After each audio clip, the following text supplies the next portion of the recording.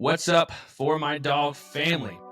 My name is Johnny. If it's your first time tuning in, we are a podcast where we help men become the best versions of themselves and to highlight that we cannot do it alone. So today's podcast is going to be highlighting all of the moms out there with our Mother's Day episode. We're going to be talking about how our moms have helped us on the journey of our life and helped us get to where we are today. I hope you enjoy today's episode. It's a short episode, but it does not mean that the content is small. Hope you enjoy it.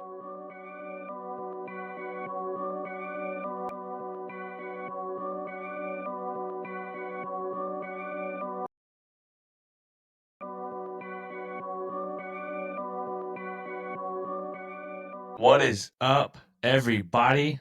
I am so sorry that I missed last episode, but it looks like Tucker and I are switching turns. As you know, I normally have my co-host Tucker with me, but something kind of crazy happened. He, is making like $2 million and he was asking for $4 million. And I told him, listen, no one's above the program. And he texted me back and said, I'm going to leave you. I don't know. I'm going to leave you. I don't know what that means. Something a Tennessee person would know, I guess. Sorry, Tucker. Had to throw that in there. If you have no idea what I'm talking about, that was all a joke. A funny story. I'm full of funny stories today in this episode. I am flying solo. Tucker would love to be here, but unfortunately he was not able to make this one. And this episode today is going to be a great episode on Mother's Day. So Mother's Day, I know for some people may not be a holiday that you would like to celebrate because maybe you don't have a mother or maybe you don't have a good relationship with your mother. But I think that this podcast and this episode is going to be able to speak to everybody on today's. Now, I do know that at the release of this episode, it will be after Mother's Day, but we're still celebrating Mother's Day in spirit. Now, my mom and I love her to death, and we have some funny stories. And I called her when I was preparing for this episode and said, what are some funny stories that you and I have together? And she reminded me of a few. One was when I was a little kid, I had a water gun. And in the water gun, I went to go spray my mom with the water gun. No harm, no foul. We all laughed. Like I thought. Time passes. And I mean, time passes. I think we're all done. We're all good. And then later on, she calls my name and asks me to come help her out. So I go outside, go around to the front yard, and my mom is waiting for me with a water hose and just drenches me with it and just screams, payback. My lesson for that, and lesson number one from my mom, is to don't mess with my mom. Number one. Number two lesson that I learned from my mom, I still have some trauma with it. When I was in middle school, my cousin used to train horses. We used to ride horses all the time. And I was riding this horse, my sister and I were, and having a great time. About to call it a day. My cousin then says, hey, do you want to go ride on this other horse? I'm feeling pretty cocky. I've done well on the horse number one. So I say, sure. Well, I think the horse did not like how cocky I was because as soon as I got onto it, it tried to buck me off. And I mean, buck me off. I mean, it was going the whole, like I was living in the Yellowstone times. But this was funny to my mom because while this horse is bucking me off and running me to a tree and my cousin is screaming, say whoa, say whoa. And I'm like, I'm saying whoa, nothing's happening. My mom is laughing out of control. And it is just taking me off because I'm like, I'm dying in front of you and all you can do is laugh at me. So I'm like, screw this. My mom's laughing at me. Nothing's working. I throw the reins down I stand up on the horse, I jump off, land on my head, get a concussion, one of like 4 that I'll eventually have, and break my wrist. Wake up in the hospital, as one does when that happens. And I learned lesson number 2 is that my mom, when she gets really nervous or scared, she laughs. Now, that's a I love you, mom, but that's a bad quality to have. And so I learned that when she's laughing, it means she's scared, and to not take it personally like I did. Lesson number 3 is my mom gifted me with something that she was not aware that she gifted me with. From the times of elementary school, and let's face it now, your mama jokes will never go away. They will be a thing until the end of times. And I created the best response for the you mama jokes because of my mom. And I tried it out in, I think, 4th or 5th grade. Someone said something. I don't remember what the actual joke was, but it started off with "Yo mama something something," and I said, "Oh yeah, well my mom has no belly button. So how about that?" Leaves a dude speechless. Everyone else doesn't know what to do, and then a burst of laughter comes up. You win the argument every time. I've never once said that, and it didn't wind up everyone just laughing because no one knows what to say. It's a great response. And you may be thinking, okay, Johnny, that's funny, but kind of weird. Is that true? Yes, it is true. My mom has no belly button. And there's even a VeggieTales song that talks about that. And I was singing it to my mom. I'm not making fun of her. It's just a fact. I texted her and said, "Hey mom, can I say this?" She approved of it.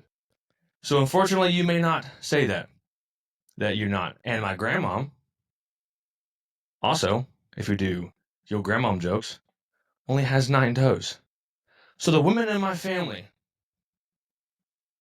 are awesome. Let's say that.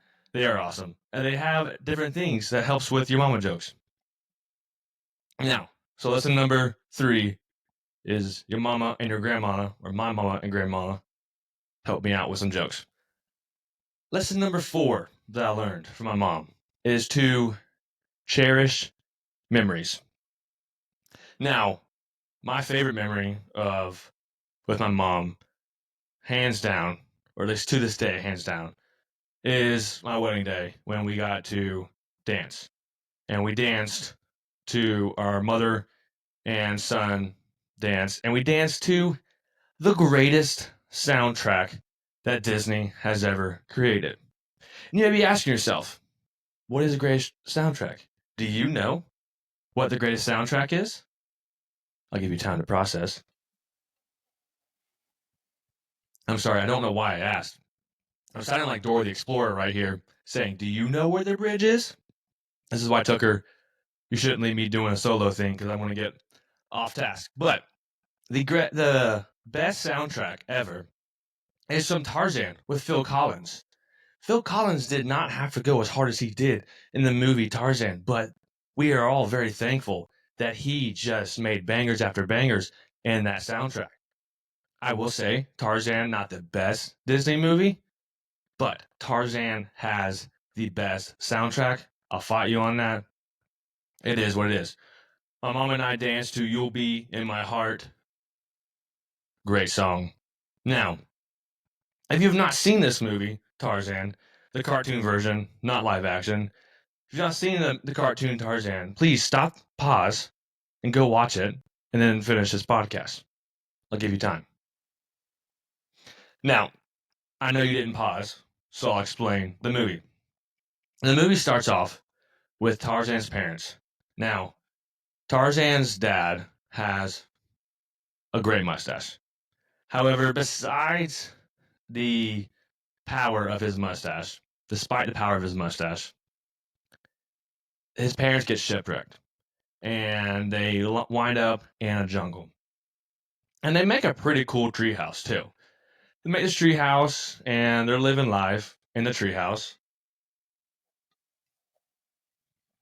when a leopard attacks. And the leopard attacks the family, but does not attack the boy. The boy is not killed by the leopard, like Harry Potter. Did Harry Potter come before or after?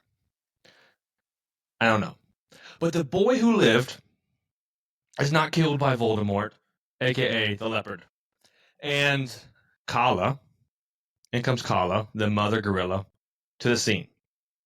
She hears Tarzan crying and saves Tarzan and saves him from the leopard.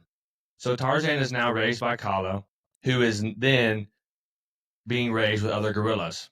And since Tarzan was a baby when his parents were killed, he has no idea that he is not a human. He thinks he's a gorilla because he's with gorillas. It's not till later in the movie when he meets other humans and sees the likeness of them, and Kala has to explain to Tarzan who he really is. So she takes him back to the place where she found him and explains to him what happened. And Tarzan finds out that Kala is not his biological mom, but instead realizes, and this is when the song comes, "You'll be in my heart." Phil Collins starts just screaming, and it's very emotional. He finds out that Kala is not his biological mom, but Kala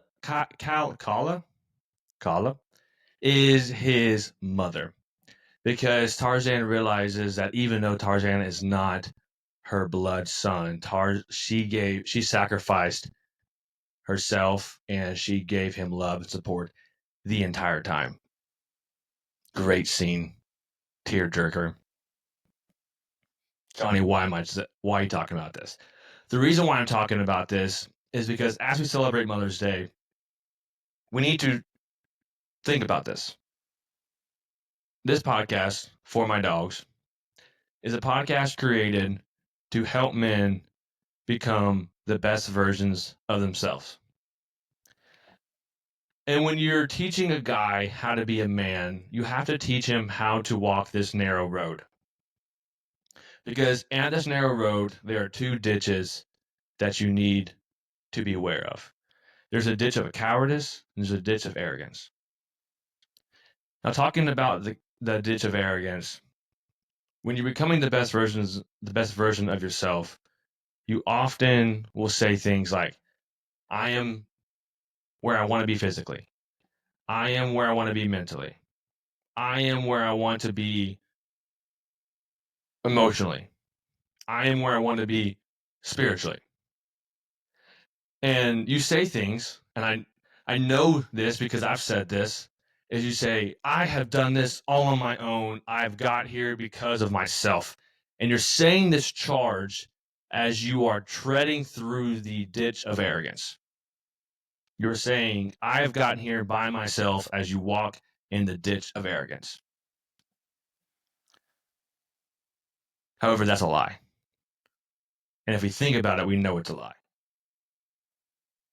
Because no matter what kind of walk you've gone through, more times than not, you are the fruit of someone's investment. I'll bring Pastor Tucker in and say, I'll say that again. You are the fruit of someone's investment. Now, that's a mic drop moment, but that's not something that I just created. That is something that's been taught since the days of Paul. Paul preaches about this or teaches about this when he's talking to Timothy. We learn this in the letters with Timothy, and more specifically in his second letter to Timothy, we learn about this lesson from Paul. In 2 Timothy, and starting in chapter 1, verse 5, Paul says, I'm reminded of your sincere faith. So what this means is that Paul is acknowledging the growth of Timothy. And he is talking about how strong Timothy is here. He's saying, Timothy, your faith is strong, and I admire how far you've come. But there's not a period there, there's a comma, because there's more to it. He says, a faith that dwelt first in your grandmother, Lois, and your mother, Eunice, and now I am sure dwells in you as well. And so Paul is saying here, Timothy, your faith is strong, but your faith is strong, your fruit is strong because of the women who invested in you. And for me, this is like looking at a mirror because this was my life. My mom and I have had a lot of fun times. There's so many more funny stories that I could share and a lot of lessons that I've had. And even today, my mom, we still talk once a week, if not more. But when I was a child, I remember with myself and my sisters, my mom, despite how crazy it was to get ready for school, I remember being a kid at the dining room table, eating breakfast, eating cereal, and she had a green devotional, and she would make sure to take time out of our morning to read a devotion with us. She would read a scripture over us. Now, sometimes in the morning, I am half awake and I have no idea what she's saying, and I am just trying to make it through the cereal so that I can continue. But as I got older and as she continued to invest into me, I would listen. I started to listen, started to understand, started to grow, and eventually, this small step that my mom did with me, you could say led to her leading me to Christ. And the same goes for my grandma. When I was a child, I remember being at restaurants and my grandma trying to share the gospel with the waitress or waiter, and I would just want to crawl under my skin. Just, it would embarrass me. But now that I'm more of a mature Christian, I realize the courage that she had and how strong her faith was. And still to this day, my grandmom texts, my mom's mom, she texts myself, my siblings, my parents, and even my wife, either together or individually. She'll text us scripture at least once a day. And I mean at least once a day. And so she still is encouraging us spiritually. She's still continuing to invest into us today. And so, like Lois and Eunice with Timothy, I have my mom and grandmom as well, who have invested into me spiritually. And I thank them for that. But even though I say that now, I don't say that all the time.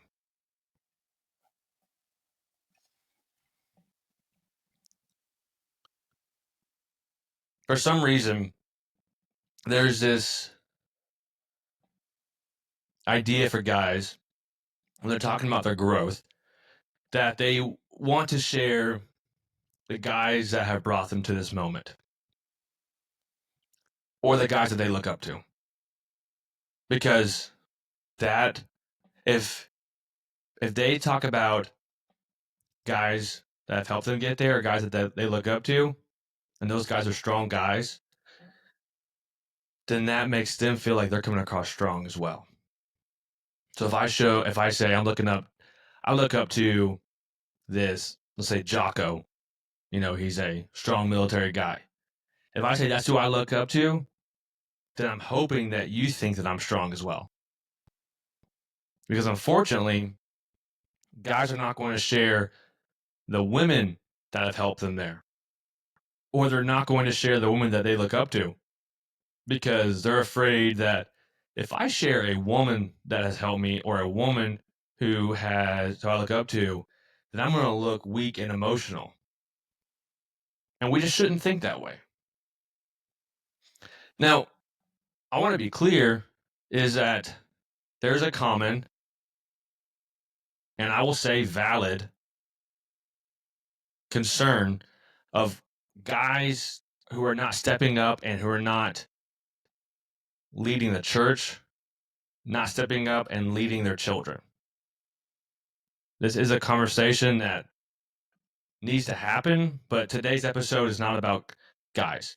Today's episode is about mothers and celebrating Mother's Day. So for Mother's Day, again, I know this is after Mother's Day, but in the spirit of Mother's Day, let's make something clear. Just because there's an absence of male leadership in a church, or just because there's an absence of a father figure in your life, does not mean that we ignore the presence of a strong, faithful woman. Again, Pastor Tucker. I'll say it again. Tucker's gonna be so mad that I call him a Pastor Tucker. Um, just because we, just because that we have an absence of a father figure in our life, or the absence of a male church leadership, does not mean we ignore the presence of a strong, faithful woman. And like I said in the beginning of this episode, maybe you don't have a mother figure, or maybe you do have a mom, but you don't have a good relationship with her, and Mother's Day is a sour taste in your mouth to you. I'm sorry that has happened. But I do want to say that think about this. Maybe you don't have a mom, but maybe you have a sister, or maybe you have a spiritual mother. Don't ignore the presence of them. Because don't ignore the presence of your mother or your sister or a spiritual mother figure who has carried you to this point. We're not honoring them just because they showed up. We're honoring them because they built you and they supported you. And so, like I said earlier, this podcast is about is our mission statement is to help men become the best versions of themselves. Will real men acknowledge and honor the women who built them? Now, did Paul lose credit for acknowledging a woman in his letters? Did Timothy, is Timothy less of a man because his mom and his grandmom were the ones who led him spiritually? Is his spiritual walk less than someone else's because a woman led him spiritually? No, absolutely not. So let's acknowledge those women. Let's thank those women who have helped us, because there are more women who probably have helped you spiritually than men. And like I said, that's another conversation that we can get into.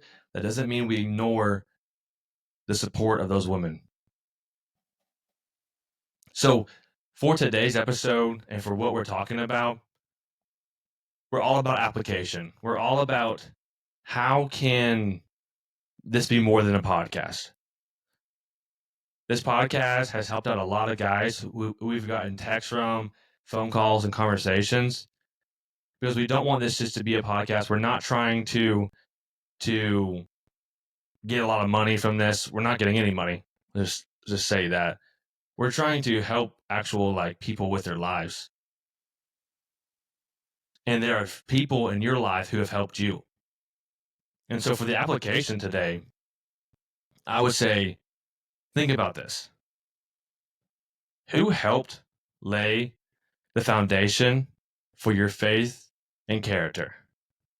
And just for today's time, I'm saying let's think about a woman in your life just for the Mother's Day, like for the spirit of Mother's Day.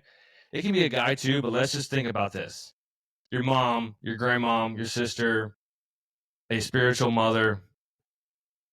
Have they helped you in your life? And if they have, reach out and thank them, because right now the roles can be reversed. They helped you through this time. And you have no idea what a simple encouragement can do to somebody. They might need that right now. They've encouraged you your entire life up until now and never expected anything in return. But a simple thank you for what you've done for me can maybe be the motivation that they need. Or maybe that's not them, but still thanking somebody for what they've done, even though I'm sure that those women in your life never did it for anything in return, is still showing gratitude. That's why Paul did it. Paul didn't recognize those women for any kind of wanting anything in return. He was doing it to practice gratitude because he was trying to show Timothy how to practice gratitude. So for this Mother's Day, practice gratitude.